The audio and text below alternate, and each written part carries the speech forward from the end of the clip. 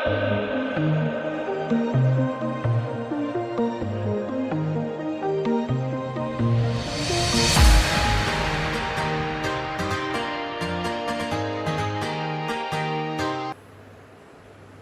हाल है बच्चों?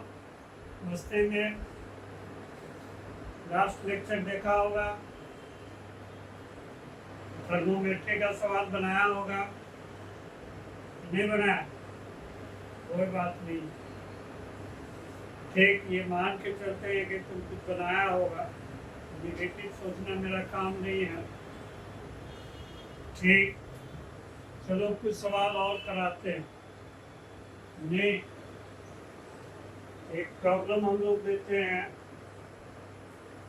a Celsius and a Fahrenheit thermometer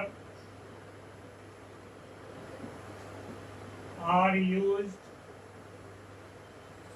simultaneously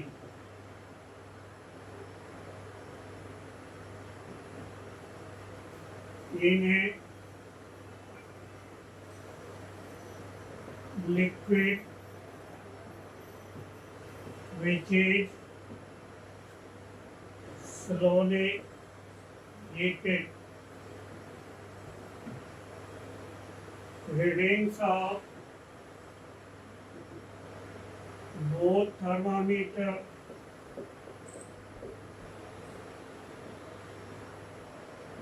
are recorded.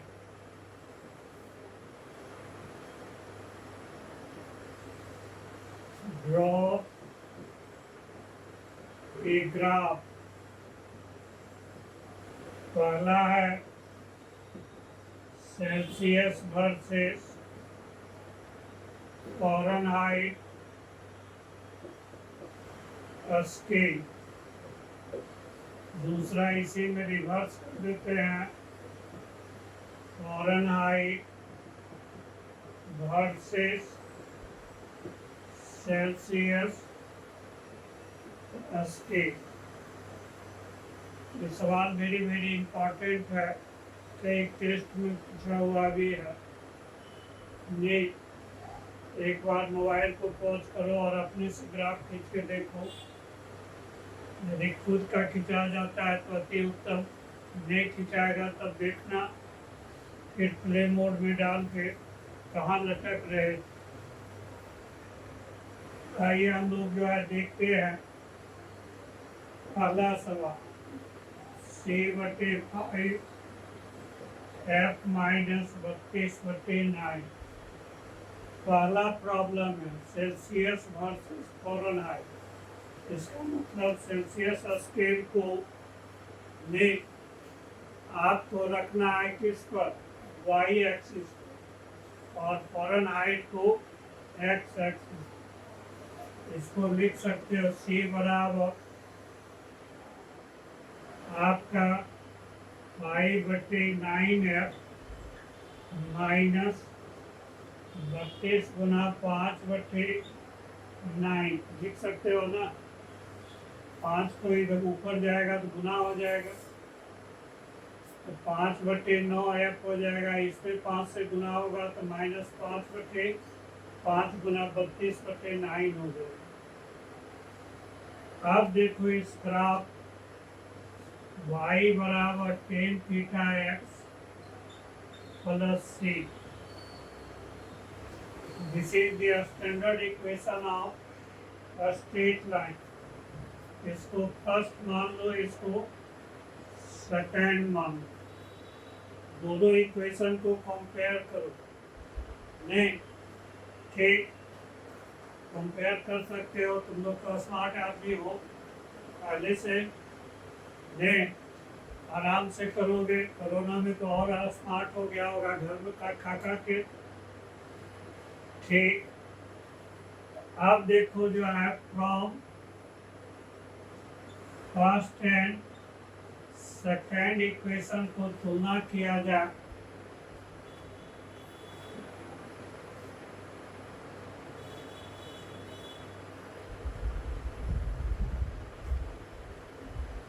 तब हमारा क्या हो जाएगा, टेन थीटा का वैल्यू हो जाएगा 5/9। ठीक, यहाँ देखिए y की जगह c हो गया, x के जगह क्या हो गया, f हो गया।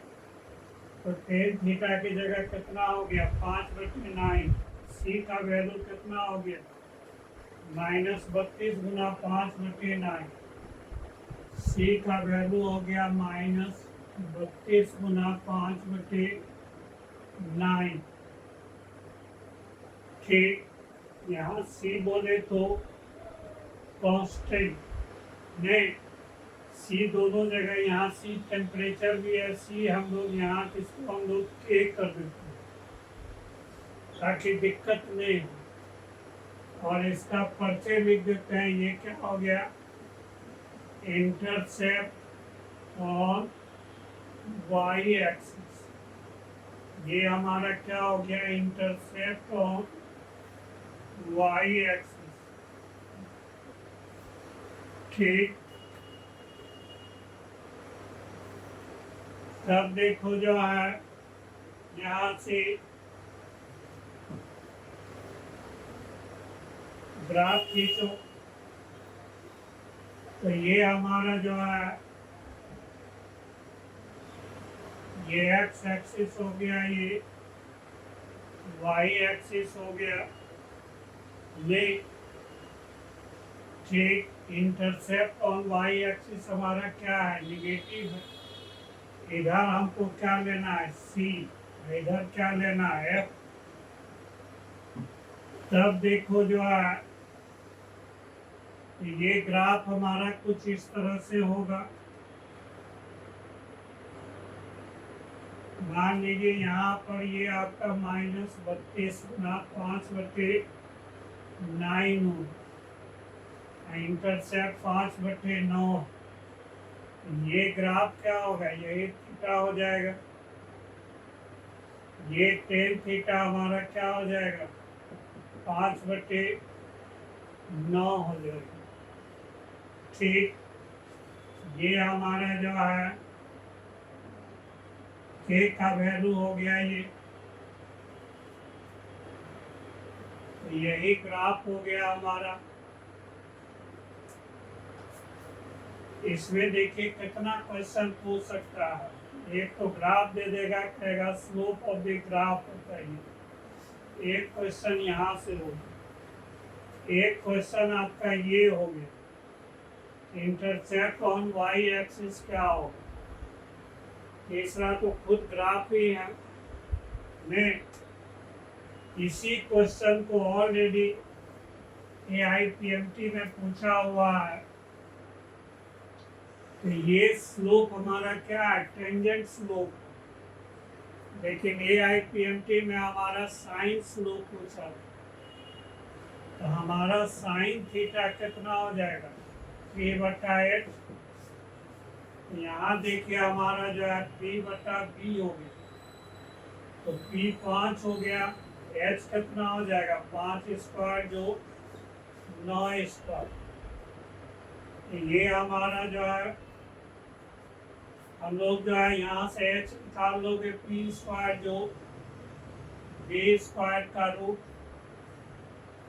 25 हो गया, ये आपका 81 हो गया, 106 हो गया, 5/106 हो गया।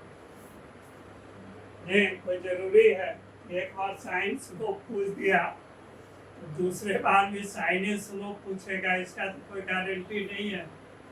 ये गारंटी है कि ये नए सब क्वेश्चन पूछने का कोई गारंटी, और फिजिक्स में तो बिल्कुल गारंटी नहीं। तो ये आपका जो है यहाँ से ये आपका cos थीटा, जब साइन स्लोप, ये हमारा इसको क्या कहेंगे, कोसाइन स्लोप ऑफ ग्राफ। इसको हम लोग क्या कहेंगे, साइन स्लोप ऑफ ग्राफ।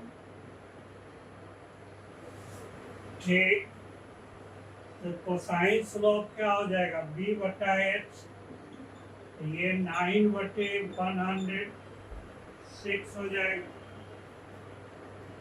चलिए ये तो पहला सवाल हो, इसमें किसी को ऑब्जेक्शन हो तो बोलो, होना नहीं चाहिए, होगा क्या इतना कंपैरिजन कर दिए तुम लोग, स्मार्ट आदमी को होने का कोई सवाल ही नहीं है। ठीक, मेरे पास इतना तुम लोग को एडवाइस है पढ़ने के बाद ही, जैसा कि 11 में पढ़ा वैसे 12 में दिल से पढ़ना। जिस समय दिल नहीं करे पढ़ने का तो फिजिक्स मत पढ़ ये, ठीक। और फिजिक्स पढ़ने के पहले जरूर मुस्कुरा, ये मुस्कुराने से 50% कम से कम टेंशन खत्म हो जाता है। इसीलिए जिंदगी में मुस्कुराते रहो और अपना काम ईमानदारी से करते रहो, निश्चित परिणाम हम लोग का पॉजिटिव आएगा, इसमें कहीं दो मत नहीं। रोने धोने से कुछ मिलने वाला नहीं है, लोग हंसने के सिवा और कुछ नहीं करेंगे। चलिए हम लोग बात करें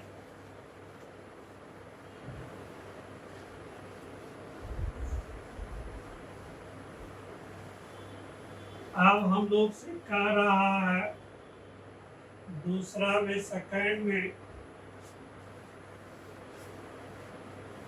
Fahrenheit versus Celsius, F minus 32/9 C/5। ठीक, अब F को y एक्सिस पर रखना, F माइनस 32 कितना हो जाएगा, 9/5C। F बराबर क्या हो जाएगा, 9/5C जोड़ 32। आप जो है इसको straight line, standard equation of straight line से कंपैरिजन करो तो y बराबर tan theta x plus k। c जानबूझ के नहीं ले रहे हैं कि c यहाँ ऑलरेडी यूज है, यहाँ जो है ये पहला इक्वेशन हो गया, ये दूसरा हो गया।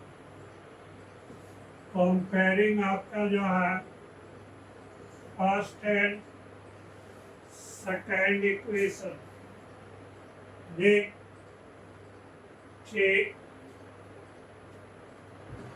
तो ये आपका जो है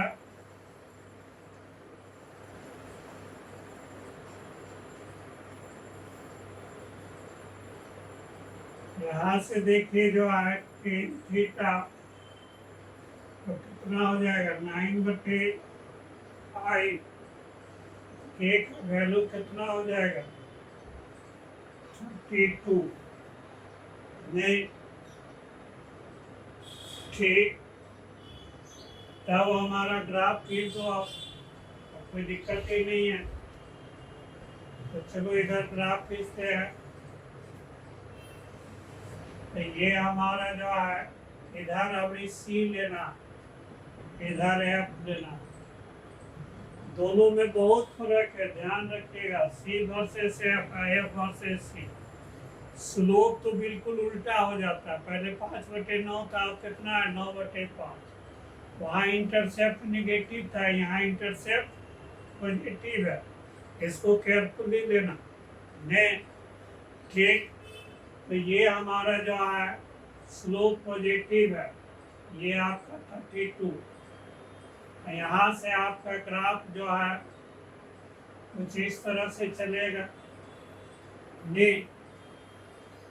ठीक। तो ये आपका जो है ये देखो आपका ये एंगल ये कितना के आसपास होगा, तो 60 डिग्री से ज़्यादा होगा। 9/5 कितना हो जाएगा, 1.8। 1060 का वैल्यू कितना होता है, √3, 1.7। तो ये आपका थीटा, यदि कोई वैल्यू पूछ ले तो थीटा कितना होगा, यहाँ 60 डिग्री से ज़्यादा होगा। ठीक, तो ये tan थीटा हमारा कितना हो गया, 9/5 हो गया। ये हमारा k हो गया, में, जो कि 32 डिग्री है ये हमारा क्या हो गया, इंटरसेप्ट ऑन वाई एक्सिस। ये हमारा इंटरसेप्ट ऑन वाई एक्सिस हो गया।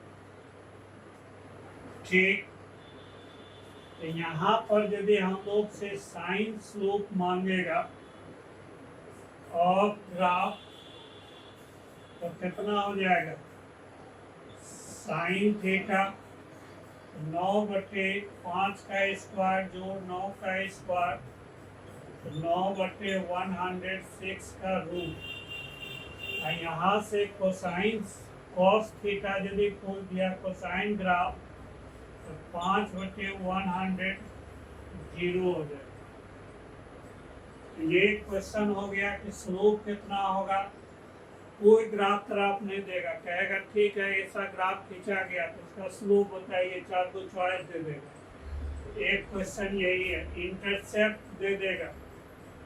एक क्वेश्चन ये हो गया।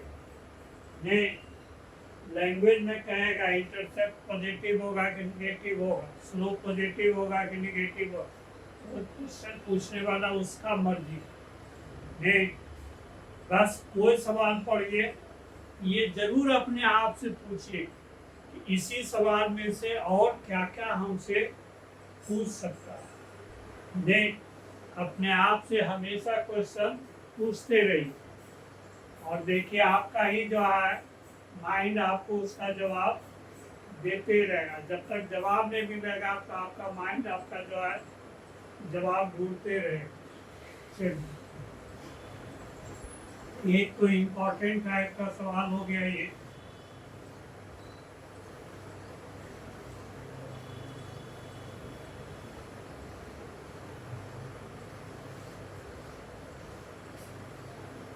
आई हम लोग एक क्वेश्चन और बना के, a Celsius thermometer, a Celsius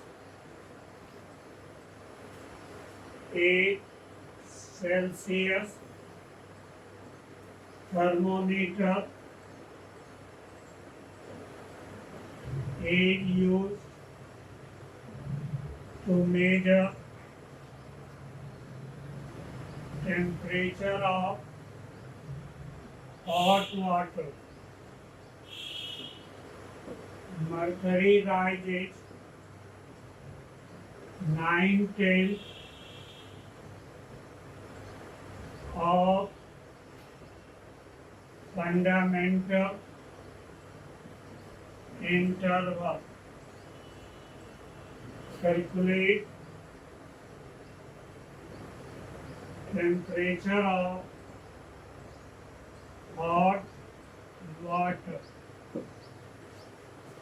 इसी में दूसरा में कह देते हैं इन एबव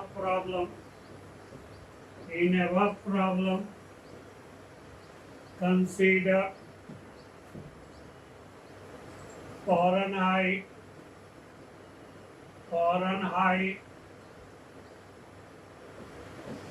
thermometer.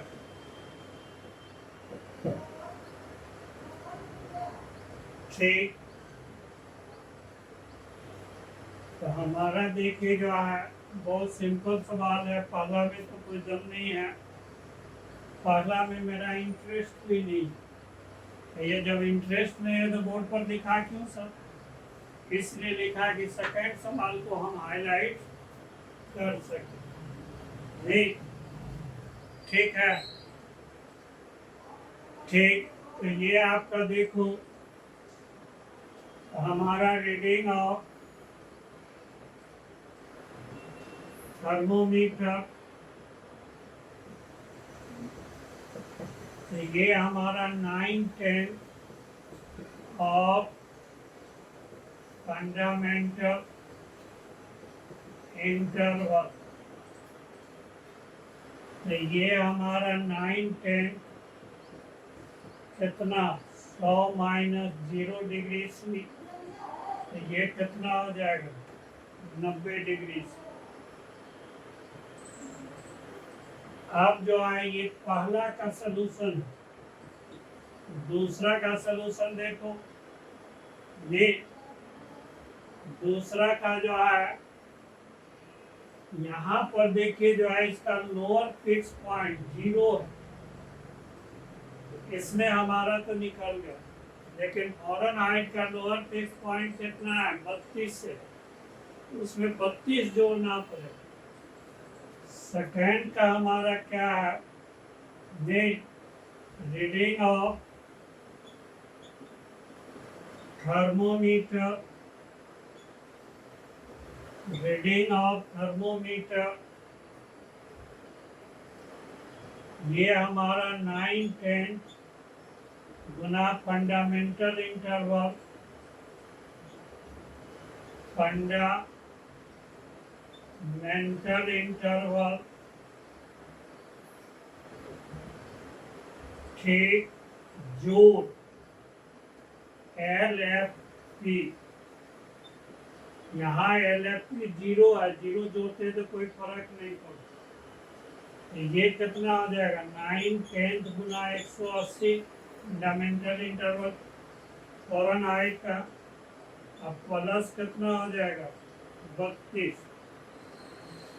ठीक, तो ये आपका 1 0 कट जाएगा।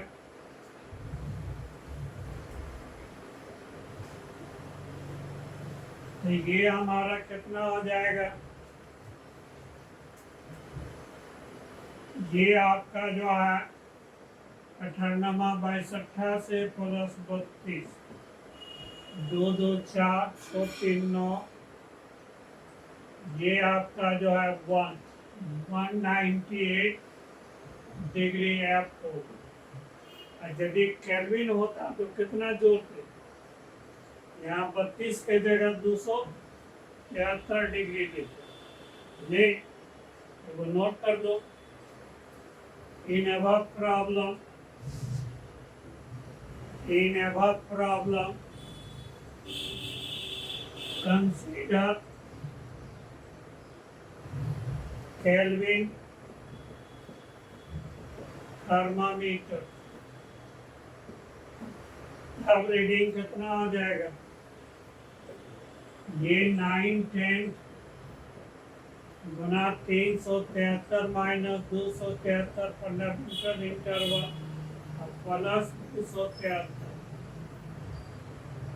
ये इतना हमारा क्या हो जाएगा केल्विन, गुना भाग तो आसानी से कर लोगे। ये तो आपका जो है ये कितना हो जाएगा 90 प्लस 273 केल्विन। चलो एक सवाल और बनाओ।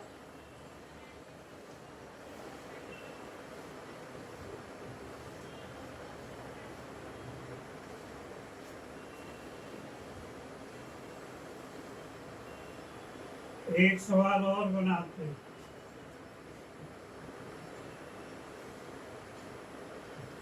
Which one temperature is highest and lowest? पहला है 30 डिग्री आर, दूसरा है 30 डिग्री सी,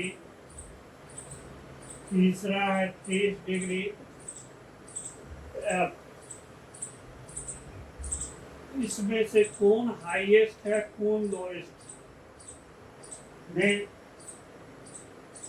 ठीक, बहुत को लगेगा कि तीनों तो बराबरे है, तीनों बराबरे नहीं है। 2 अठन्नी, 2 चवन्नी और 2 1 रुपया का सिक्का बराबर नहीं हो सकता है, न्यूमेरिकल वैल्यू सबका बराबर।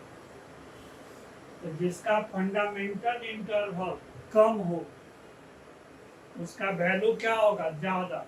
इसको समझिए, सेल्सियस में फंडामेंटल इंटरवल को कितना भाग में बांटे हैं, 100 डिवीजन में बांटे हैं। नहीं, हम लोग मान लीजिए सेल्सियस जो है कोई आदमी है तो उसको 100 गो बेटा है तो 100 डिवीजन में बांटे, एक डिवीजन हिस्सा हो। और वही 100 को रूमर में क्या हो गया, 80 भाग में बांट। मान लीजिए 2 आदमी का जो है एक 100 बीघा जमीन है, एगो को 100 बेटा है, एगो को 80 बेटा है, तो किसके बेटा को जमीन हिस्सा ज्यादा मिलेगा? तो ये रूमर को 80 भाग में बटेगा। ये कितना बटेगा सेल्सियस में? 100 भाग में। ठीक। और फॉरेनहाइट का कितना भाग में बढ़ता है? 180 डिवीजन में बढ़ता है, उसको 180 बेटा। तो सबसे वैल्यू कम कौन होगा? जिसका फंडामेंटल इंटरवल ज्यादा हो, ने उसका वैल्यू कम होगा। तो हमारा 30 डिग्री एफ जो होगा, ये क्या होगा? लोएस्ट टेम्परेचर होगा। और 30 डिग्री आर जो है, ये हमारा क्या है? Highest temperature. यदि मेरा लॉजिक नहीं समझ में आया, तब क्या करोगे? सबको सेल्सियस में बदल दो, ने एक यूनिट में बदल दो। एक तो सेल्सियस में है, बाकी 2 को सेल्सियस में बदल दो। देखो किसका वैल्यू सबसे कम आता है। ये आपका जो है R/4 C/5, R/4।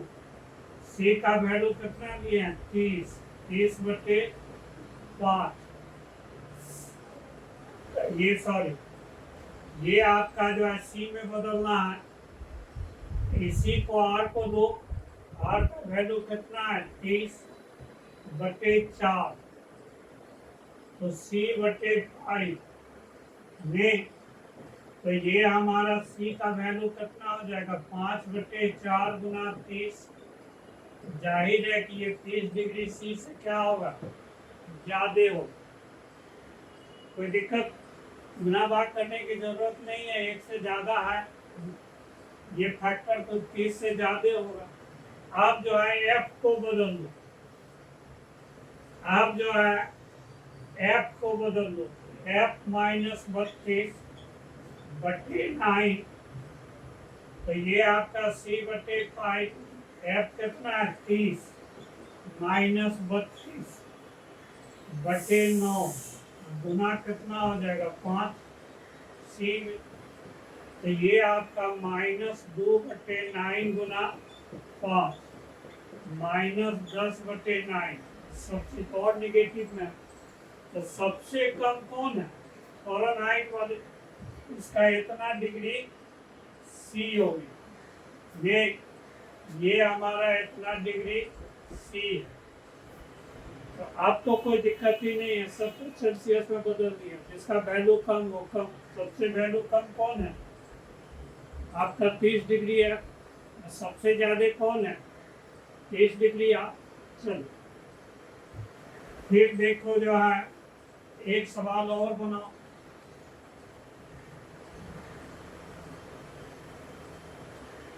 There is a faulty Celsius thermometer whose upper fixed point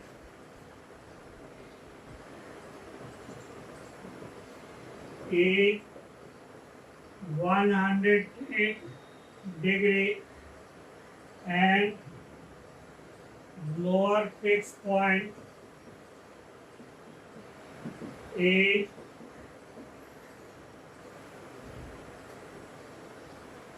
5 degree। एक this thermometer, एक this thermometer reads 60 degree temperature of a liquid, then what will be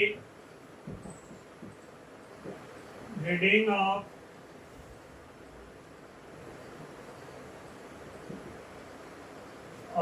temperature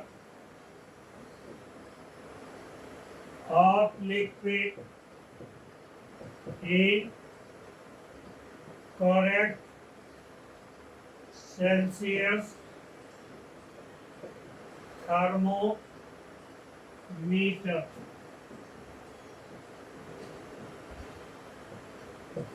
एक करेक्ट थर्मोमीटर में reading क्या हो,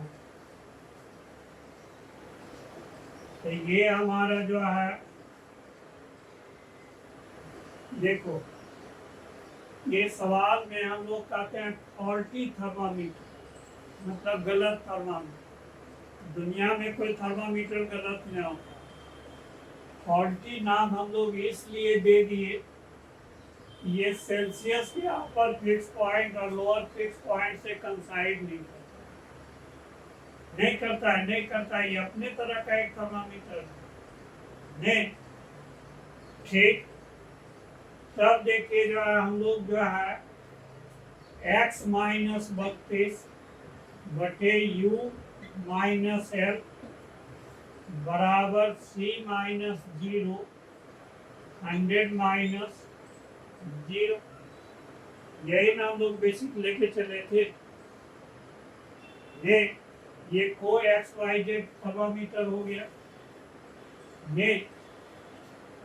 तब देखिए जो है हम लोग का एक्स का वैल्यू कितना दिया हुआ है पर थर्मामीटर 60 डिग्री। ठीक, तो ये आपका जो है यहाँ पर एल होगा, तो ये हमारा जो है 60 डिग्री दिया हुआ, तो ये आपका हो गया 60। लोअर फिक्स पॉइंट कितना है 5 डिग्री। ये हमारा 110 माइनस 5 हो गया, ये कितना हो गया 6/100। तो ये हमारा 55 हो गया, बटे आपका कितना हो गया 105 गुना 100, यही सी हो जाएगा। ये एक गुना कर दोगे, गुना कर दें तो ये आपका 5 से काटो हल्का हो जाएगा, 11 5 55, ये 21 हो जाएगा। तब हमारा जो है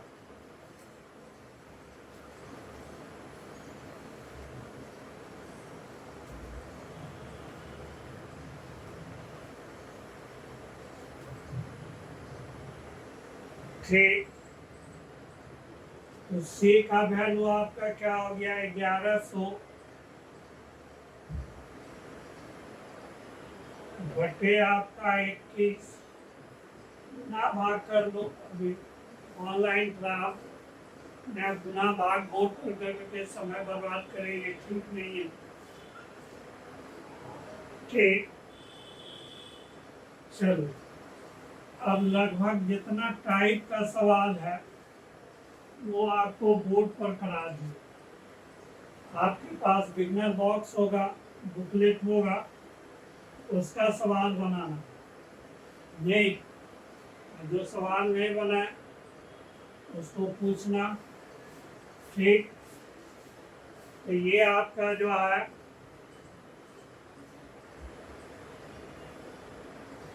अब एक जो है theoretical question, why Hg is used in आपका जो है लिक्विड thermometer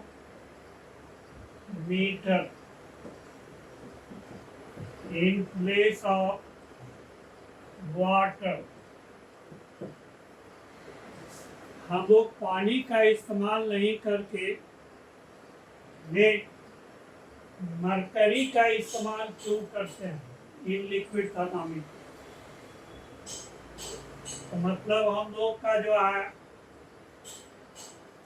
एक तरफ Hg ले लें, दूसरे तरफ वाटर ले लें। तो हमारा बेसिक प्रिंसिपल लिक्विड थर्मामीटर का क्या था? बेसिक प्रिंसिपल था कि लीनियर एक्सपेंशन जो है मरकरी का in all range of temperature, ये यूनिफॉर्म है मरकरी का। इसका हमारा जो है linear expansion is uniform in all range of temperature। ठीक, वाटर के साथ क्या है, ये यूनिफॉर्म नहीं, linear expansion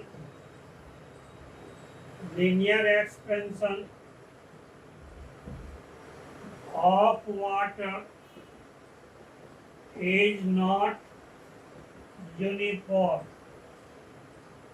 in all range of temperature। ये तो सबसे पहले 0 डिग्री सी से 4 डिग्री सी तक गर्म करोगे पानी, इसका वॉल्यूम क्या होता है, डिक्रीज करता है, उल्टे होता है। 4 डिग्री सी से एबव तक गर्म करोगे तब हमारा इसका वॉल्यूम इंक्रीज करता है, इसीलिए इसको हम लोग इस्तेमाल पानी को नहीं कर सकते।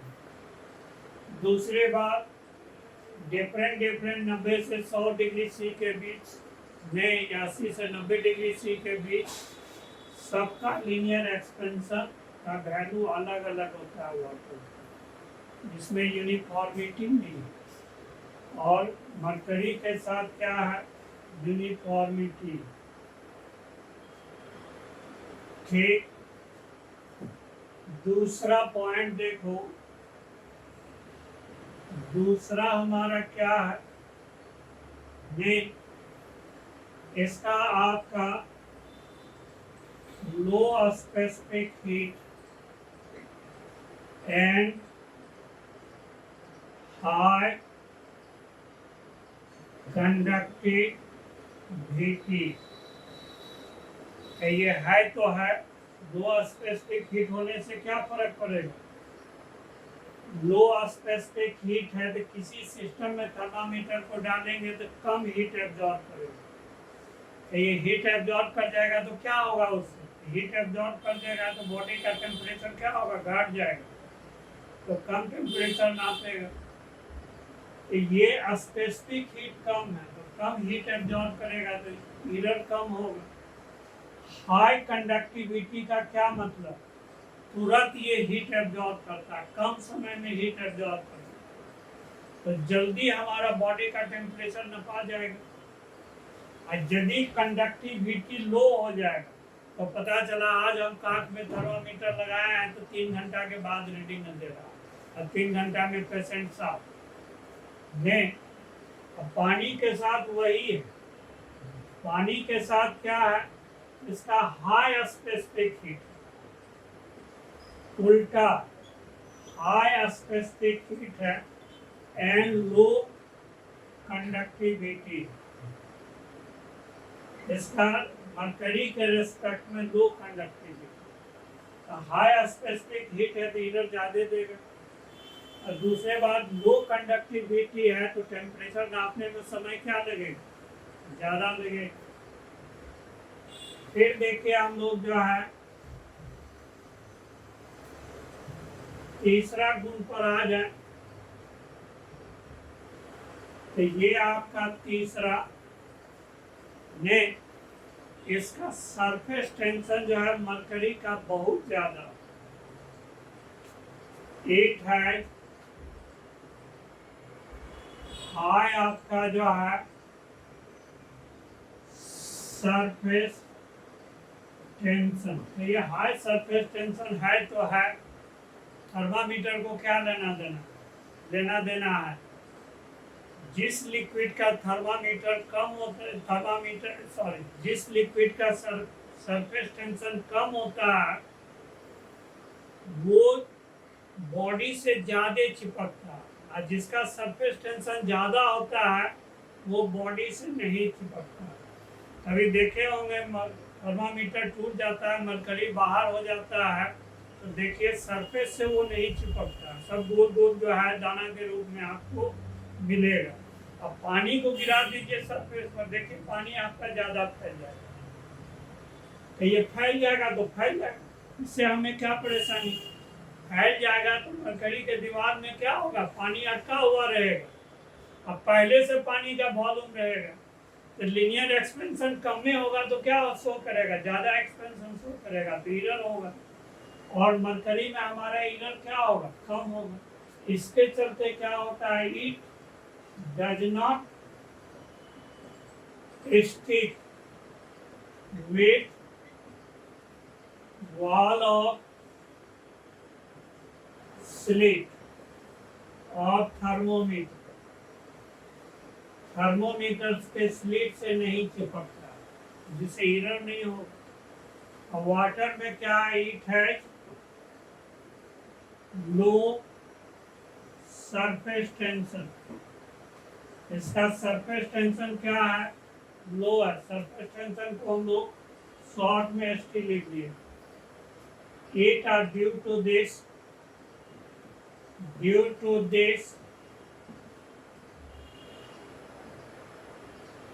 वाटर आपका जो है sticks with wall of slit, इसमें इधर हमारा क्या शो करेगा, ज्यादा शो करेगा। इसमें हमारा चिपकता नहीं है तो क्या होगा, नो इरर, इसमें इरर नहीं होगा सरफेस टेंशन के चलते।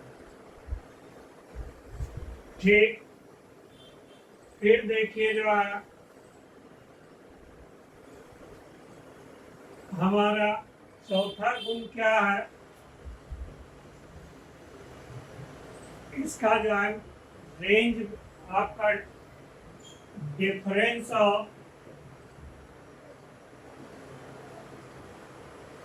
melting point and freezing point is high। ये फ्रीजिंग पॉइंट मेल्टिंग पॉइंट से क्या लेना देना है, तो मेल्टिंग पॉइंट पर हमारा मरकरी क्या होगा, वेपर में बदल जाएगा, लिक्विड का गुण खो देगा। फ्रीजिंग में क्या होगा, सॉलिड में वो बदल जाएगा, तो उसके बाद काम नहीं करेगा। तो हमारा इसका जो है मेल्टिंग पॉइंट की जगह पर बॉइलिंग पॉइंट लिखिए। बॉइलिंग, हमारा बॉइलिंग पॉइंट ऑफ HG हमारा कितना है, 357 डिग्री C पर ये बॉयल करता है। और फ्रीजिंग पॉइंट जो है, फ्रीजिंग पॉइंट जो है ये हमारा जो है -39 डिग्री C है। इसका मतलब रेंज ऑफ थर्मामीटर कितना हो जाएगा, -39 से 357 डिग्री C तक नाप सकते हैं। इसीलिए रेंज ऑफ HG आपका जो है थर्मामीटर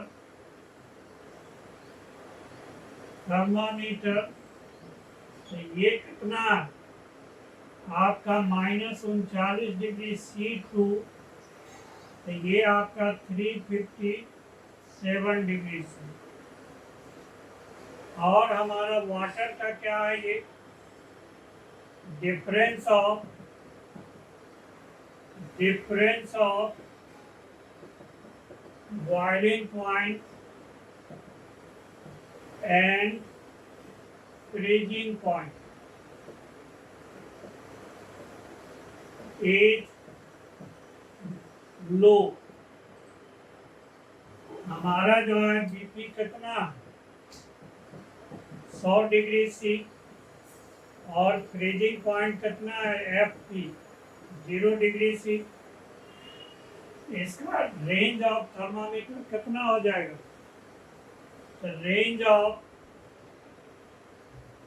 वाटर थर्मामीटर,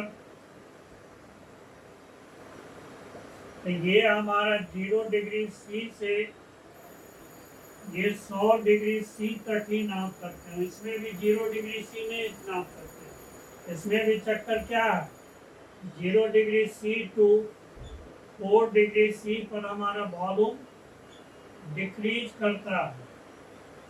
इसका मतलब आप 4 डिग्री सी से 0 डिग्री सी के बजाय आप क्या लीजिएगा, 4 डिग्री सी से नाप सकते हैं 100 डिग्री, 0 से 4 नहीं नाप सकते हैं। फिर क्या होगा, फ्रीज कर जाएगा, मतलब वॉल्यूम घट जाएगा। लीनियर एक्सपेंशन की जगह पर क्या हो जाएगा, कॉन्ट्रैक्शन हो जाएगा। ये ठीक। अब देखिए जो है, इसमें एक फैक्ट जान लीजिए, स्टार लगा के लिख रहे हैं कि when slate is filled with N2 gas at high pressure,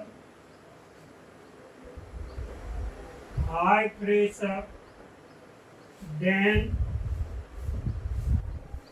boiling point of Hg increases। इसका मतलब 357 से भी ज्यादा आप नाप सकते हो। ठीक। अब देखिए जो है, इसी में हम लोग से पूछ देता है कि why alcohol thermometer is used in polar region। Polar region में हम लोग मरकरी थर्मामीटर नहीं यूज करके अल्कोहल वाला यूज करते हैं।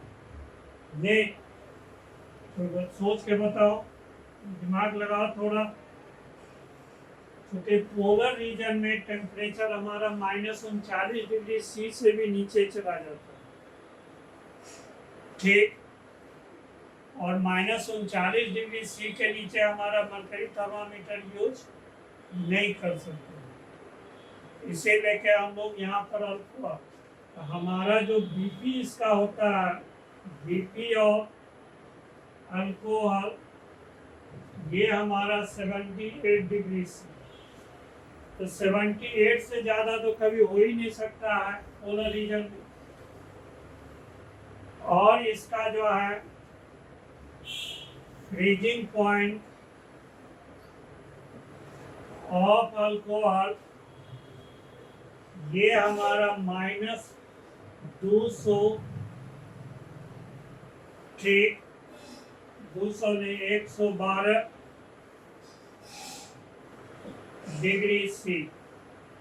ये आपका 112 डिग्री सी तक नाप सकते। इससे कम टेम्परेचर पोलर रीजन में होता नहीं है, इससे ज्यादा कभी होगा नहीं। इसीलिए कि सबसे ज्यादा सुटेबल कौन है, यही है।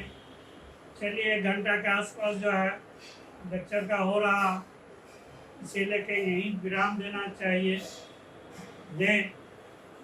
मस्त रहो, पढ़ते रहो, हंसते रहो। इसी के साथ फिर अगले लेक्चर में मिलते हैं। जय।